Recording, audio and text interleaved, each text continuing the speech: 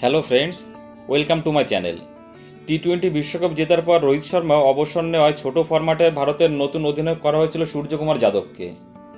টি-20 ক্রিকেটের বিশেষজ্ঞ বলা হয় তাকে, কিন্তু শুধু এক ফরম্যাটেই ক্রিকেটার হয়ে থাকতে চান না সূর্যকুমার। বাকি দুই ফরম্যাট নিয়েও মুখ খুললেন তিনি। মুম্বাইয়ের হয়ে লাল বলে ক্রিকেটে ফিরেছেন সূর্য, খেলছেন বুচিবাবু প্রতিযোগিতা। লাল বলের ক্রিকেটের প্রস্তুতি হিসাবেই এই ফরম্যাটকেই দেখছেন তিনি। সূর্য বলেন, আমি ভারতের হয়ে 3 ফরম্যাটেই খেলতে চাই, শুধু টি-20 বিশেষজ্ঞ হয়ে থাকতে চাই না। বুচিবাবু প্রতিযোগিতায় লাল বলে আমার অনুশীলন হয়ে যাবে, ফলে আগামী মরশুমের আগে তৈরি থাকতে পারবো।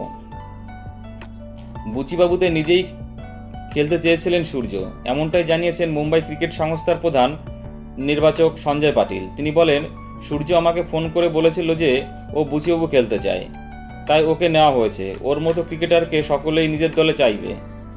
ভারতের টি-20 দল বরাবরই প্রথম পছন্দ ছিল সূর্য। গত বছর ভারতের একদিনের বিশ্বকাপেও দলে ছিলেন তিনি, কিন্তু বিশেষ ভালো খেলতে পারেননি।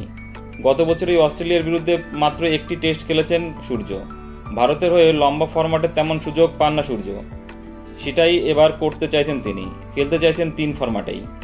বন্ধুরা, তোমাদের কি মনে হয়, সূর্যর যা খেলার কোয়ালিটি এবং খেলার যা ধরন, 3 ফরম্যাটেই খেলার মতো যোগ্যতা রাখেন সূর্য, এবং সেই সুযোগ অবশ্যই সূর্যকে দেওয়া উচিত।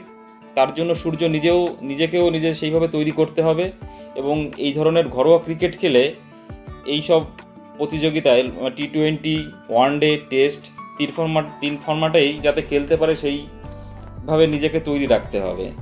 সুতরাং সূর্যকুমার যাদবের এই বুচিবাবু টুর্নামেন্ট খেলা অবশ্যই একটা পজিটিভ লক্ষণ বা ভালো সিদ্ধান্ত।